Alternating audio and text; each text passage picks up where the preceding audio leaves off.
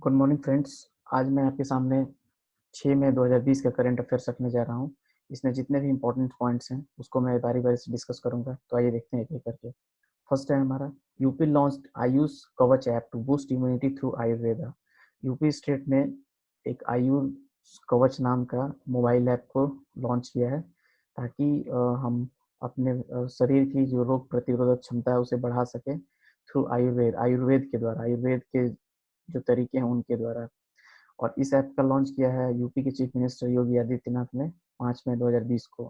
Basically इसमें क्या है कि ये एक आइडिया प्रोवाइड करेगा हम लोगों को ताकि लोग अपने इम्यूनिटी को बूस्ट कर सके, इम्यूनिटी सिस्टम को बूस्ट कर सके through Ayurveda, through the idea of Ayurveda. Idea जो दिया गया आयुर्वेद के द्वारा, जो तरीका बताया गया है इम्यूनिटी को बूस्ट करने के लिए, तो उस इस ऐप में उसके बारे में बताया जाएगा, इसमें जानकारी मिलेगी।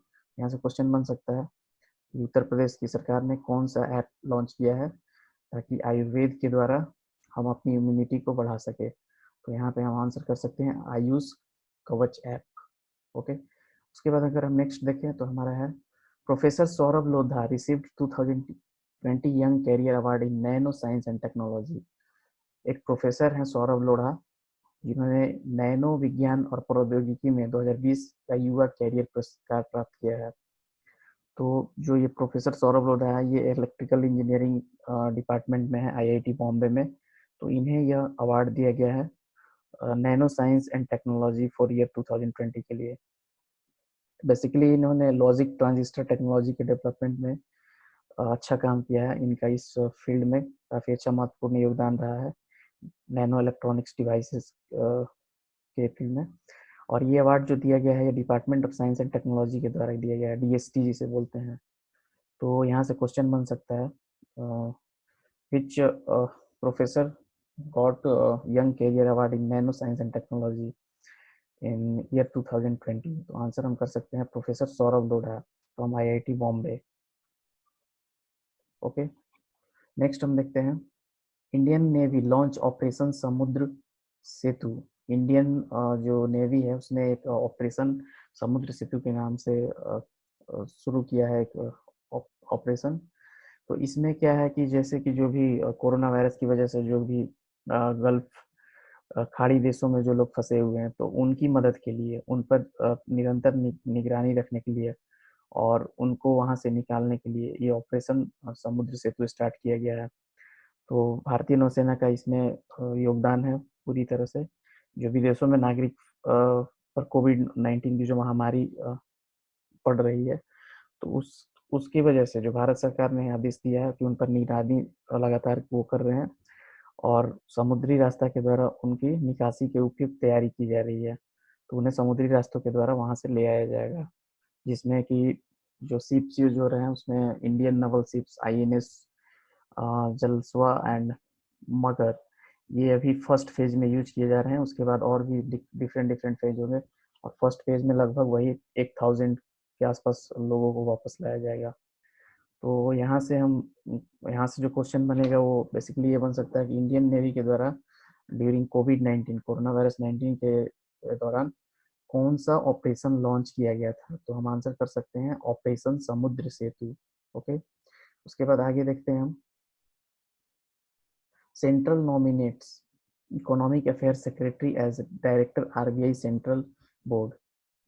केंद्र आर्थिक मामलों के सचिव को आरबीआई सेंट्रल बोर्ड के निदेशक के रूप में नामित किया गया है। गवर्नमेंट ऑफ इंडिया ने क्या किया है, नॉमिनेट किया secretary of economic affairs department ministry of finance जो है तरुण बजाज, उन्हें as a director on the central board of Reserve Bank of India की पोस्ट पे मतलब अपॉइंट किया है। तो यहाँ से क्वेश्चन बन सकता है डायरेक्ट कि जो सेंटर ने किस जो इकोनॉमिक अफेयर सेक्रेटरी थे उन्हें किस पद पर नॉमिनेट किया है। तो हम कह सकते हैं डायरेक्टर आरबीआई सेंट्रल बोर्ड। तो क्वेश्चन यहाँ से बनेगा जैसे कि सेंट्रल गवर्नमेंट ने इकोनॉमिक अफेयर सेक्रेटरी को आरबीआई सेंट्रल बोर्ड के डायरेक्टर बनाया है। तो किसे, तो हमें यहाँ पे नाम याद रखना होगा तरुण बजाज को। ओके, तो ऑप्शन में रहेगा तरुण बजाज, तो वहाँ हमें आंसर करना होगा तरुण बजाज। उसके बाद हम देखते हैं नेक्स्ट हमारा जो है point, Himachal Pradesh to launch Nigah scheme. तो हिमाचल प्रदेश स्टेट ने एक निगाह स्कीम स्टार्ट किया है। निगाह मतलब कि लोगों पे जो हम लोग निगाह निगाह रखते हैं, उसकी एक्टिविटीज़ को देखते हैं, कौन आ रहा, कौन जा रहा। इससे रिलेटेड ये एक स्कीम है। तो इसमें क्या किया गया है कि जो हिमाचल प्रदेश राज्य सरकार है, ये योजना जो आशा वर्कर हैं, आंगनबाड़ी के जो हैं, उनके द्वारा ये प्रत्येक घरों में जाकर पता लगाना है कि कोई व्यक्ति दूसरे प्रदेशों से तो वो नहीं आया है, अगर आया है तो उन्हें मतलब सोशल डिस्टेंसिंग और जो भी कोविड-19 के जो इफ़ेक्ट हैं, कैसे लोग संक्रमित होते हैं, तो इनके बारे में उनको अवेयरनेस करना, जागरूक करना।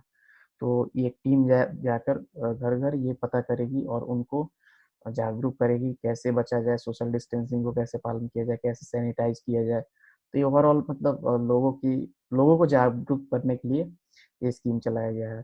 तो ये हिमाचल प्रदेश स्टेट के द्वारा स्टार्ट किया गया है, जिसमें कि एक काफ़ी अच्छा स्टेप किया गया है, क्योंकि इससे लोग तभी तो जागरूक हो पाएँगे। तो यहाँ से क्वेश्चन बन सकता है कि अ, हिमाचल प्रदेश स्टेट गवर्नमेंट के द्वारा कौन-सा ऑपरेशन को स्टार्ट किया गया था? तो निगाह स्कीम को स्टार्ट किया गया था। और यहाँ से एक और क्वेश्चन बन सकता है कि हिमाचल प्रदेश के सीएम कौन है इस टाइम प्रेजेंट टाइम पे? तो जयराम ठाकुर, उनका नाम है जयराम ठाकुर। ओके। उसके बाद अगर हम देखें नेक्स्ट, तो हमारा है CMI data reports, India's unemployment rate climb to 27.1%।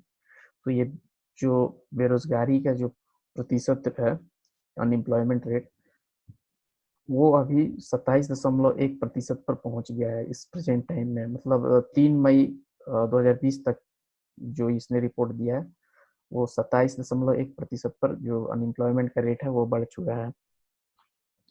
और ये जो सीएमआई है, इसका फुल फॉर्म होता है centre for monitoring of Indian economy. एक ऑर्गेनाइजेशन है जो कि इकोनॉमी से रिलेटेड सारे वर्क पे ये नज़र रखती है, और क्या उसमें बढ़त हो रही है, क्या लॉस हो रहा है, क्या गेन हो रहा है, ये सब कुछ एक डाटा बनाती है, और उसके हिसाब से ये अपना प्रेजेंट करती है, रैंक, सब कुछ। तो यहाँ पर 3 मई 2020 तक का ये जो परसेंटेज बता रहा है बेरोजगारी का, वो दिया गया है। और ये भी बताया गया कि अप्रैल भर में, पूरे जब से लॉकडाउन हुई, पूरे अप्रैल में देश में 121.5 मिलियन से अधिक लोग नौकरी से बाहर थे। मतलब 121.5 मिलियन लोग नौकरी से बाहर थे लॉकडाउन की वजह से।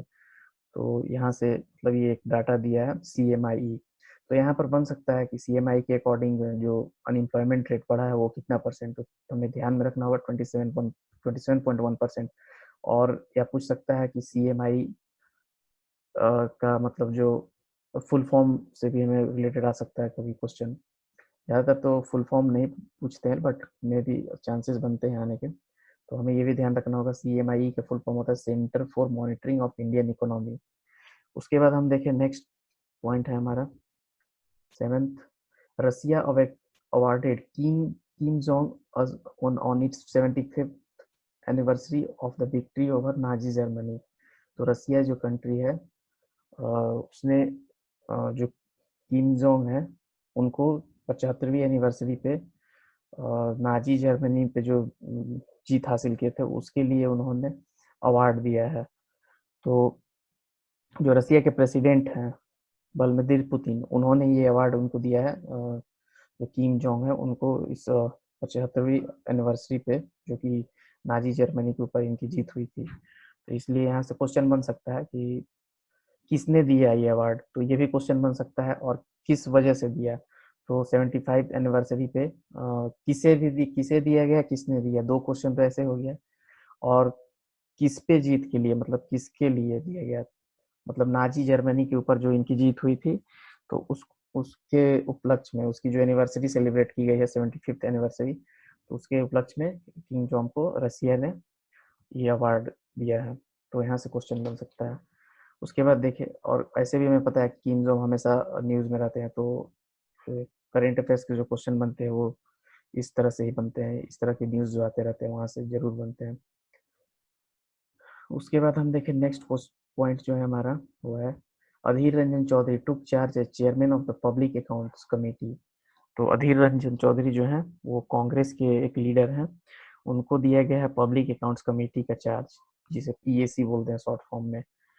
और वो 1 मई 2020 से 30 अप्रैल 2021 तक इस चार्ज पे रहेंगे। तो यहाँ से क्वेश्चन बन सकता है कि मतलब chairman of the public accounts committee किसे बनाया गया है, तो हम आंसर कर सकते हैं अधीर रंजन चौधरी। ओके, नेक्स्ट देखिए, तो नेक्स्ट है हमारा Karnataka government announce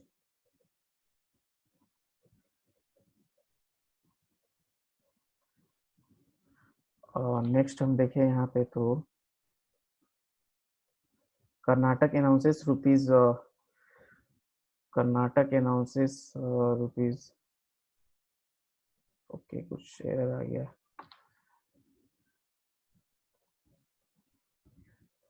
Karnataka announces rupees 1610 crore package for farmers, construction workers, weavers, auto and taxi drivers. तो कर्नाटक गवर्नमेंट ने एक अनाउंसमेंट किया है जिसमें कि 1610 करोड़ का पैकेज ये किन के लिए है, जो किसान हैं, कंस्ट्रक्शन वर्कर हैं, वीवर्स हैं, ऑटो और टैक्सी ड्राइवर्स हैं, इन सभी के लिए जो कर्नाटक गवर्नमेंट ने 1610 करोड़ का पैकेज का ऐलान किया है ताकि उनको मदद मिल सके, क्योंकि अभी मेनली ये है कोरोना वायरस की वजह से ये ऐलान किया गया। तो यहाँ से क्वेश्चन बन सकता है कि कर्नाटक गवर्नमेंट ने ड्यूरिंग कोविड 19 के दौरान कितना करोड़ पैकेज का फार्मर्स, कंस्ट्रक्शन वर्कर्स और ऑटो टैक्सी ड्राइवर्स के लिए ऐलान किया था। तो यहाँ 1610 करोड़ बन सकता है यहाँ से क्वेश्चन।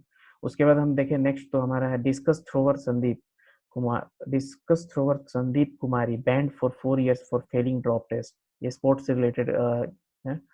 तो यहाँ पे क्या है कि एक संदीप कुमारी नाम के डिस्कस थ्रोवर की प्लेयर हैं जिसको बैन कर दिया गया 4 साल के लिए, क्योंकि उन्होंने जो डोपिंग टेस्ट हुई थी वो फेल कर गई। तो इस वजह से इनके ऊपर 4 साल के लिए, जो भी इंटरनेशनल लेवल पे ये जो खेलती हैं ये नहीं खेल पाएंगी, 4 साल के लिए इनको बैन कर दिया गया है। और इनका जो सैंपल लिया गया था 2018 में लिया गया था और अब जारी किया गया है इस डोपिंग टेस्ट का रिजल्ट, और उन्हें 4 years के लिए बैन कर दिया गया है। ओके, तो आज मैंने ये 10 पॉइंट्स लिया जो कि काफ़ी इंपॉर्टेंट थे 6 मई 2020 के अकॉर्डिंग, और आगे भी मैं और भी डिस्कस करता रहूँगा बारी बारी से सारे डेट में जो भी करंट अफेयर्स बनेंगे। तो जो अगर आपको अच्छा लगा हो मेरा ये सेशन, तो आप लाइक कमेंट शेयर कीजिए, कमेंट के थ्रू आप सजेस्ट भी कर सकते हैं। Okay, thank you.